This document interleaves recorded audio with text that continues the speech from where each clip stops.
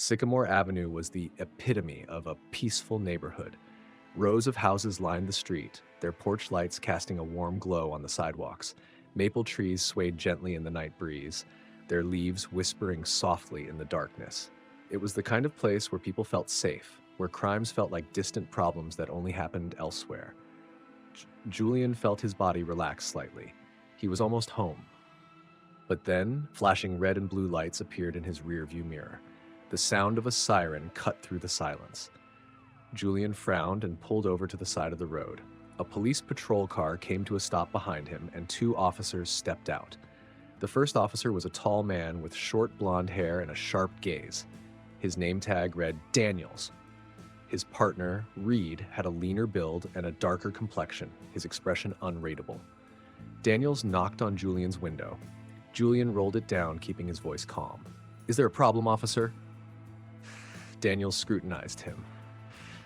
"You were driving a bit recklessly. License and registration." Julian's brows furrowed slightly. He knew he hadn't violated any laws, but he didn't argue. He reached for his wallet, pulling out both his driver's license and his police badge. "I'm Chief Inspector Julian Coleman. I just got off work and was heading home." Daniels took the badge and examined it. A flicker of hesitation crossed his face, but then his posture stiffened. Reed placed a hand on his belt. "Step out of the car, sir. We need to conduct a sobriety test." A sense of unease settled in Julian's chest. This wasn't just a routine stop. Something was wrong. Julian Coleman put down his pen, leaned back in his chair, and let out a quiet sigh. Another long day had finally ended. As the newly appointed chief inspector of the Charlotte Police Department, he was no stranger to piles of case files and unsolved mysteries. At 48 years old, Julian had seen enough to know that justice was rarely straightforward. Over the past 2 decades, he had encountered the darkest corners of humanity: desperate criminals, cases with no clear answers, and even corrupt officers within his own force. But through it all, he had never compromised his principles. Justice was not just a duty for him, it was a belief, a way of life. He grabbed his coat, turned off the desk lamp, and stepped out of his office. A quiet night awaited him on Sycamore Avenue. The Ford Crown Victoria cruised smoothly down the empty road, the hum of the engine blending with the faint jazz melody playing from the radio. Julian glanced at the rearview mirror. The reflection staring back at him bore the marks of time, deep lines at the corners of his eyes, a face hardened by years of service. Yet, amidst all the chaos and crime, there was always something that kept him going: his family. The image of his wife Marianne and their 2 children waiting at home brought a rare sense of warmth to his chest. No matter how broken the world seemed, at least his home was still a place of peace. Julian Coleman remained calm, but his patience was wearing thin. Daniels held Julian's license in his hand, tapping his thumb against the plastic card. Reed stood with his arms crossed, watching Julian like a suspect. "Do you know why we pulled you over?" Daniels asked, his tone carrying an edge of arrogance. Julian took a slow breath. "You said I was speeding, but I'm sure I wasn't exceeding the limit." Reed smirked, tilting his head slightly. "Not just that. We noticed some erratic swerving, signs of a possible DUI." Julian narrowed his eyes. "Are you accusing me of driving under the influence?" Daniels nodded. "Exactly. And when we asked you to cooperate, you didn't seem very compliant." Julian exhaled sharply. He had been nothing but cooperative. This wasn't about a traffic stop. It was about power. "I haven't resisted anything. I just want to know the exact reason for this stop." Reed emphasized each word. "The reason is that you were driving dangerously." Julian tightened his grip on the steering wheel, forcing himself to stay composed. As a seasoned officer, he knew that arguing with his colleagues out in the field wouldn't help. "You can check my dashcam footage. If there's any reckless driving, I'll comply with the consequences." Daniels chuckled. "No need. We saw it ourselves. You think you can use your position to dodge this?" Julian recognized the deep-seated mistrust in Daniels' voice. Some officers harbored resentment toward higher-ranking officials, assuming they abused their authority. But that was never Julian's way. "I'm not asking for special treatment. I'm asking for fairness." Daniels ignored him, motioning to Reed. "Get him out of the car." Julian slowly opened his door and stepped out. He wasn't going to resist, but he wasn't going to let them bully him either. Reed approached cautiously, his hand hovering near his holster. "Hands out. We need to check for any weapons." Julian remained still, but complied. A gust of cold wind passed through the quiet neighborhood. A few house lights were still on, but no one stepped outside to see what was happening. Daniels shined a flashlight into Julian's eyes. "Follow the light." Julian squinted at the brightness. It was a standard reflex test for intoxication. He knew the procedure well. "Stand on one foot." Julian did as instructed. "Walk in a straight line, heel to toe." Julian sighed, but followed through, his movements precise. When the test ended, he turned to face them. "Now what? Do I look drunk to you?" Reed clenched his jaw. Daniels hesitated before shrugging. "We're still not convinced." Julian clenched his fists. Despite following every order, they still treated him like a criminal, not because of any real suspicion, but because they could. For the first time, he understood what many innocent civilians had felt, the helplessness of being at the mercy of those with power. He steadied his breath, keeping his voice firm. "I've done everything you asked. Am I free to go?" Reed looked at Daniels, waiting for a decision. Daniels smirked. "We'll let you off this time. But remember, no one is above the law, no matter who they are." Julian said nothing. He simply held Daniels' gaze before turning back to his car. As the engine rumbled to life, he drove away, the weight of injustice pressing down on him. This wasn't just a misunderstanding. This was the beginning of something much bigger. He wasn't angry, he was disappointed. These were the kind of officers who tarnished the badge. He had spent years trying to clean up corruption, to build a force people could trust. But officers like Daniels and Reed were proof that the fight was far from over. The cell door slammed shut. Julian sat on the hard wooden bench, his hands finally freed from the cuffs but still sore. The room was bare and uninviting, with a dim, flickering fluorescent light overhead. The air smelled of damp concrete and stale sweat. In the distance, the murmurs of other detainees echoed through the holding cells. No explanations. No formal charges. Just silence. For the first time in his life, Julian was truly at the mercy of a broken system. He knew he wouldn't be in there for long. A call to the right people could have him released in minutes. But this wasn't about his own freedom. This was about every person who had ever been treated like this, who had no power, no voice, no way to fight back. He had always believed in the justice system, but tonight he saw its flaws more clearly than ever. Julian closed his eyes and thought back to the beginning of his career. He had once been a young officer full of idealism, believing that he could change the world. He had seen good officers fall and corrupt ones rise. But now, he wasn't just another officer, he was the chief inspector. And if he didn't fight against this abuse of power, who would? His eyes snapped open, burning with new determination. This wasn't over.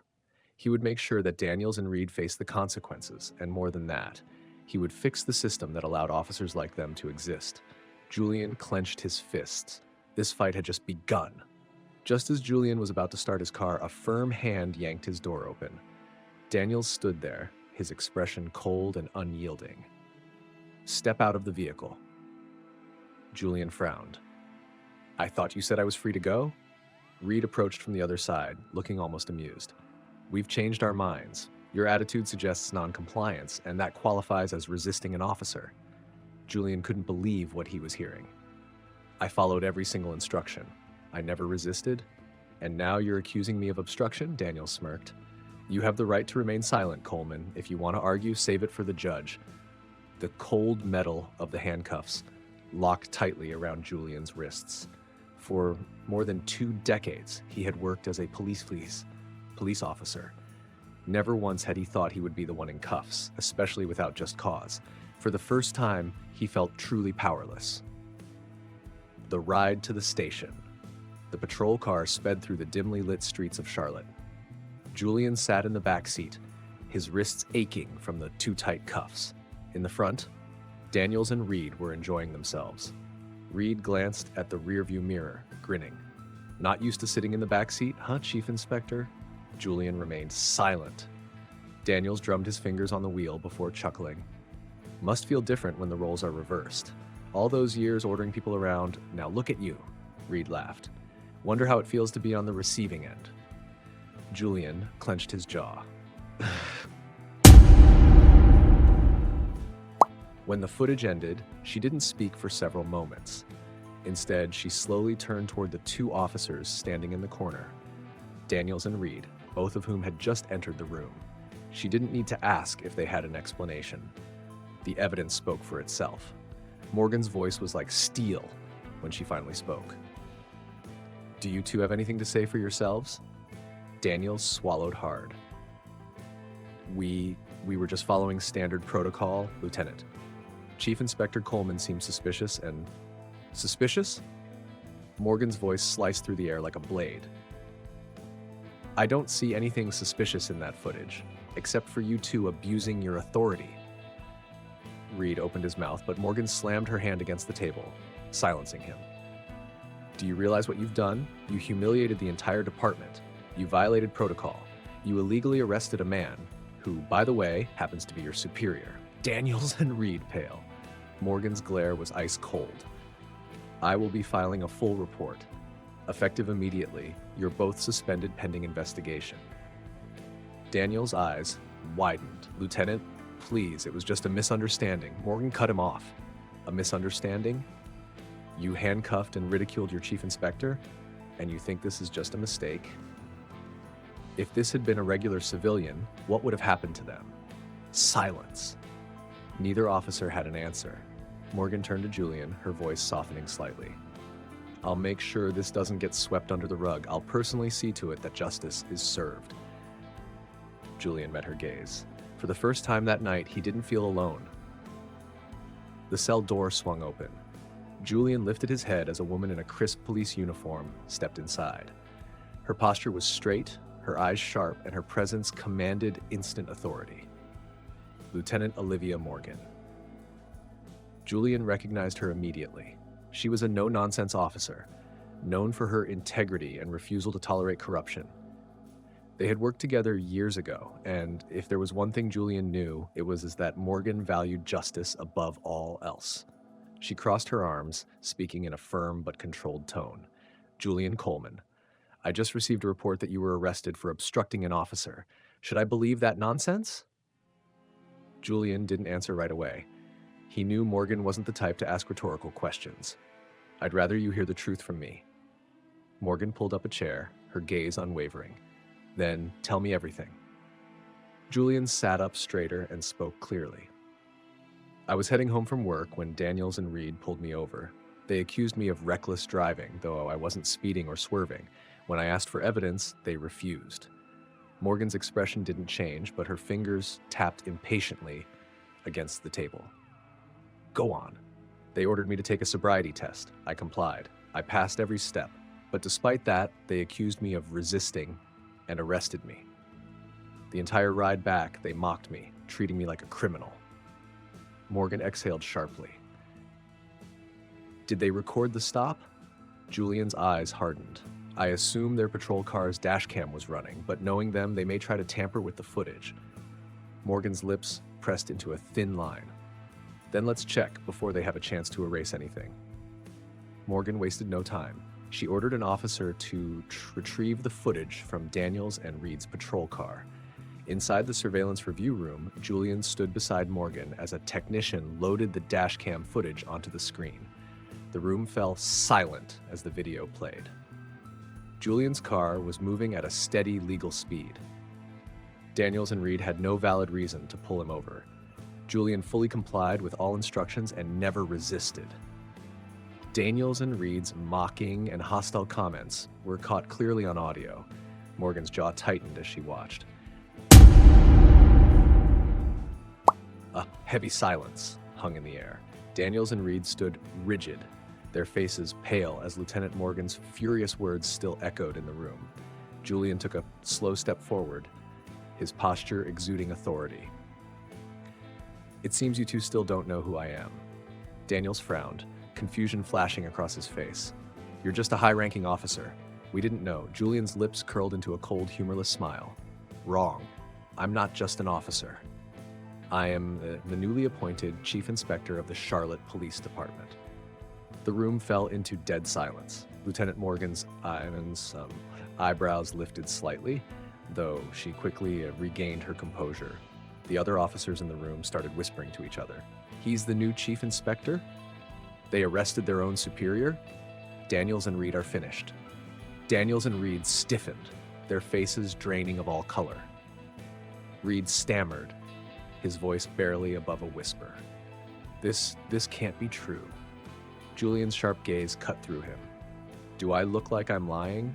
His swallowed hard, his throat dry. We didn't know, Chief Inspector. We thought you were just a civilian. If we had known, Julian's eyes darkened. So if I had been a regular citizen, you would have done the same thing? You would have abused your power, humiliated them, and arrested them without cause just because you could? Daniels and Reed had no response. They had no excuse. The weight of their grave mistake settled over them like a crushing force. Reed took a step back, sweat beading at his temple. We didn't mean for this to happen, Chief Inspector. Please have mercy. Daniels quickly added, his voice shaking. If we had known, we would never. Julian's fist slammed onto the table, cutting them off. And that's exactly the problem. You should treat every citizen with the same respect, regardless of their status. But instead, you used your badge as a tool for intimidation and abuse. Daniels and Reed were shaking now. Morgan watched the scene unfold, her arms crossed. She had no sympathy for them. They had dug their own graves. Julian took a deep breath, turning toward Morgan. Lieutenant, I want this incident to be made public. No cover-ups. No sweeping it under the rug. If I, a chief inspector, can be treated like this, then imagine how many others have suffered the same injustice. Morgan nodded firmly. I'll file the report immediately. The Internal Affairs Division will conduct a full investigation. Julian turned back to Daniels and Reed, his voice low and cutting. You haven't just broken protocol. You've betrayed everything this uniform stands for. You will be held accountable. Daniels and Reed didn't dare argue. They knew their careers were over. Julian straightened his suit, then walked toward the door. As he reached it, he paused, looking back one final time. Justice does not tolerate corruption. Then, without another word, he walked away.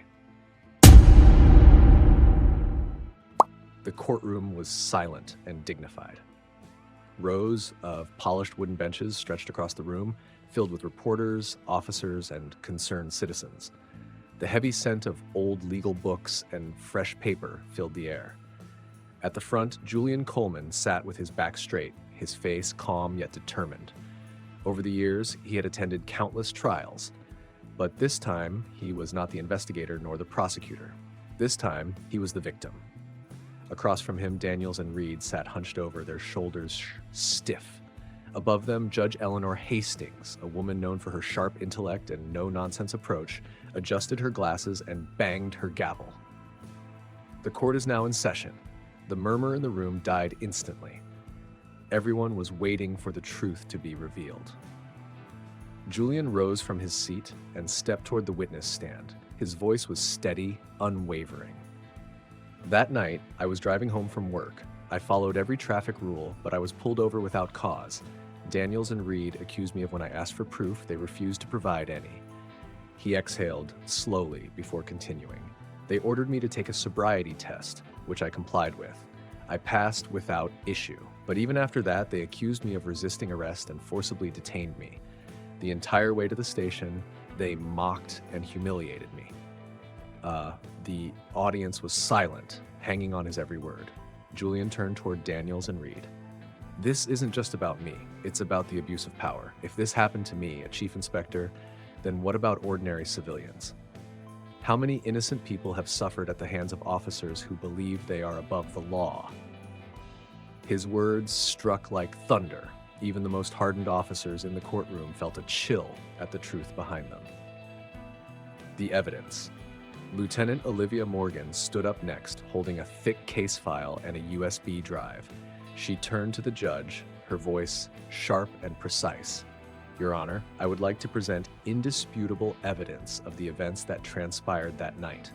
This includes footage from the police dash cam, The court technician inserted the USB and the large screen flickered to life. The footage played.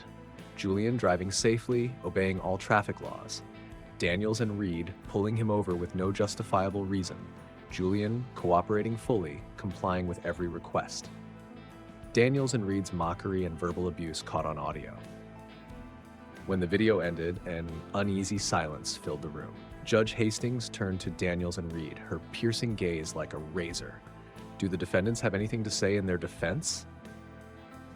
Daniels' throat bobbed as he swallowed hard. We didn't know he was the chief inspector, Your Honor. The gavel slammed down. Are you saying that if he were a regular citizen, you would have treated him the same way? Are you admitting that you abuse power based on who your target is?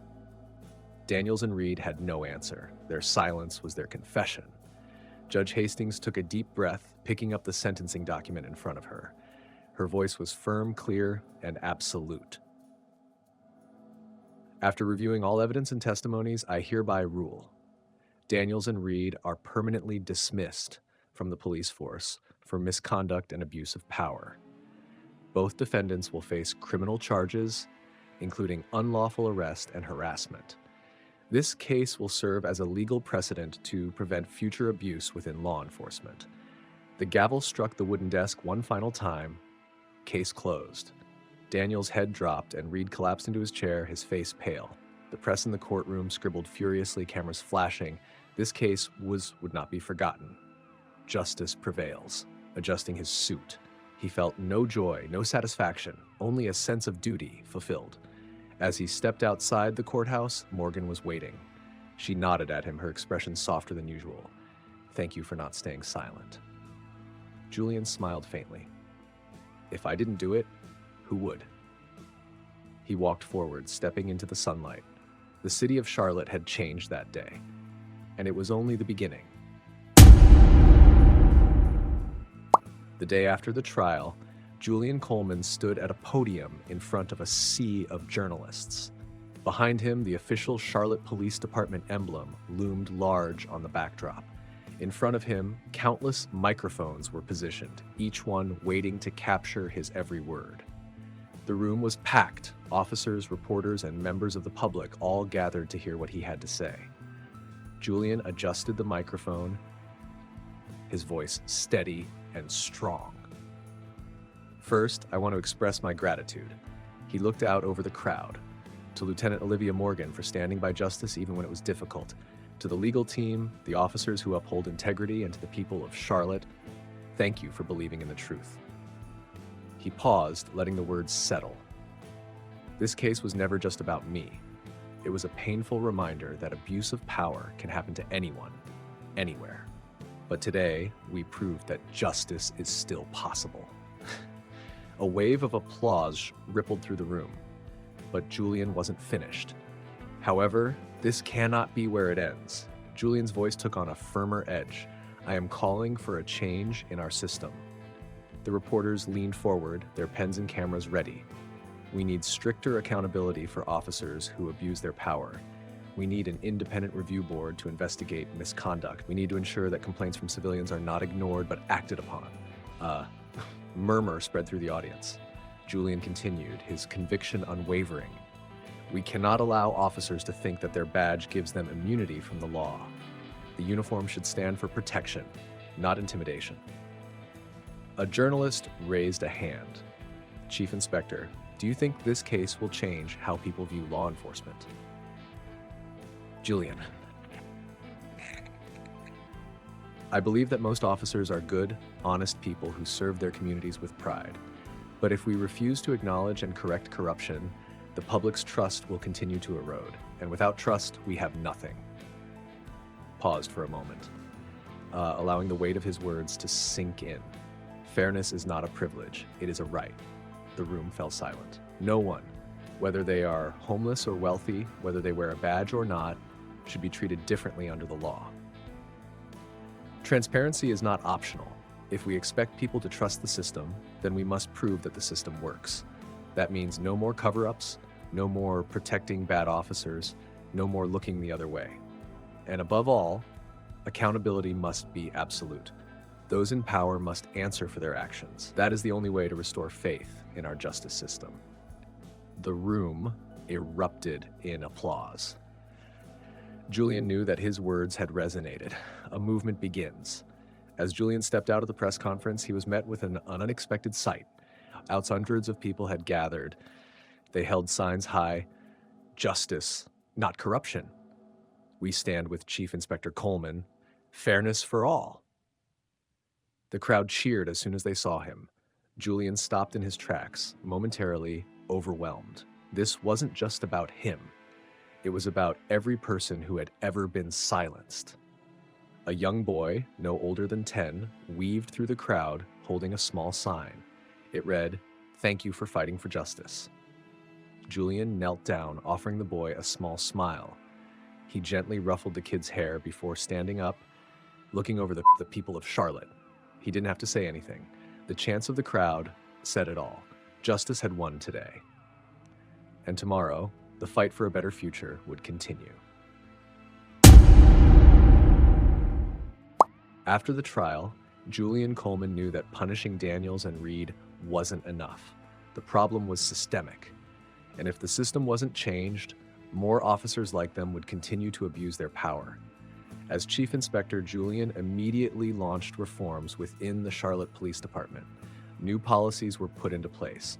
Mandatory body cameras for all officers on duty, ensuring transparency in every interaction. An independent oversight committee to investigate complaints of misconduct, eliminating internal cover-ups.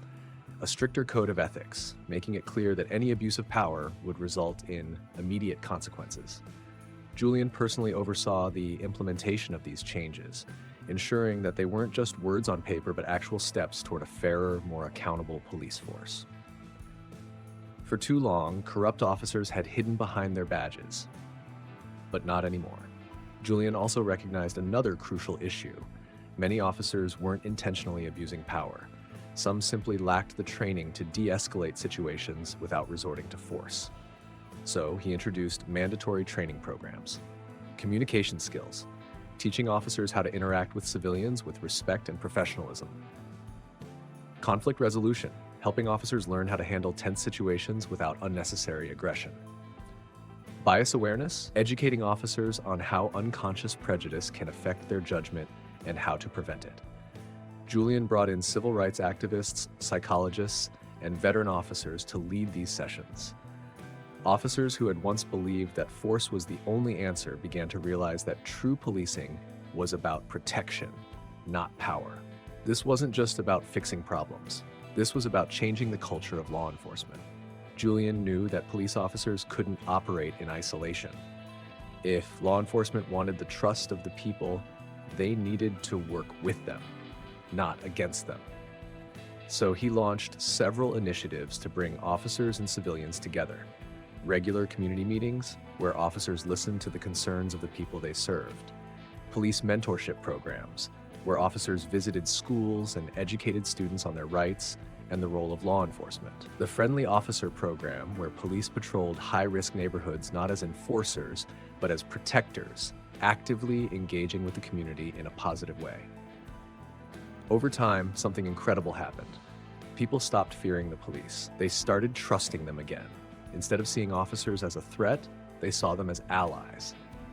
And that, Julian knew, was the true measure of success. 1 year after the trial, the Charlotte Police Department was transformed. Cases of abuse of power had dropped significantly. Complaints from civilians were taken seriously and properly investigated. The officers who remained in the force embraced the new culture of justice and integrity. Julian stood by his office window, looking out at the city he had sworn to protect. There would always be new challenges, new threats. But as long as people were willing to fight for what was right, there was hope. Change didn't happen overnight, but it was possible, as long as good people refused to stay silent. Julian took a deep breath. This wasn't just about reforming a police department. It was about building a better future for everyone. And for the first time in a long while, he truly believed it was possible. Julian Coleman sat in his office, staring out the window at the city skyline. The sun was setting, casting a golden glow over Charlotte. A year had passed since that fateful night on Sycamore Avenue, a night that changed everything. He closed his eyes, remembering the cold handcuffs around his wrists, the mocking voices of Daniels and Reed, the weight of injustice pressing down on him. He remembered Lieutenant Morgan, who stood for the truth when others wouldn't. He remembered the courtroom where justice had finally prevailed, and he remembered the people who raised their voices and refused to let corruption win. Back then, he had questioned whether the system could truly be fixed. Now he knew the answer. It could, but only if people were willing to fight for it. Julian had learned something important. Justice is not automatic. It must be protected. It must be fought for. Powerful people would always try to bend the system in their favor, but as long as good people stood up, justice would never be silenced. Over the past year, he had seen real change. Officers holding each other accountable, civilians trusting the police again, a system that no longer turned a blind eye to corruption. It wasn't perfect, it never would be. But justice was never about perfection. It was about fighting for what was right, even when it was difficult. Julian stood up, adjusting his uniform. Outside, the city continued to move forward. People walked the streets, children played in the parks, officers patrolled, not as threats, but as protectors. Things were far from perfect, but they were better. And that was enough, because change didn't happen overnight. It happened bit by bit, with every choice to do the right thing. Julian took a deep breath, his eyes filled with determination. As long as there were people willing to stand up, the fight for justice would never be lost. And with that, he stepped out of his office, ready to continue the work that still lay ahead. The story of a fateful night on Sycamore Avenue is more than just a tale of one man's struggle. It is a reminder that the fight for justice, truth, and fairness is never over. It is a lesson that silence allows corruption to thrive, but courage can bring about change. And above all, it is a hope that as long as we stand together, we can build a better world. Justice is not given, it is made, and every one of us has a role to play.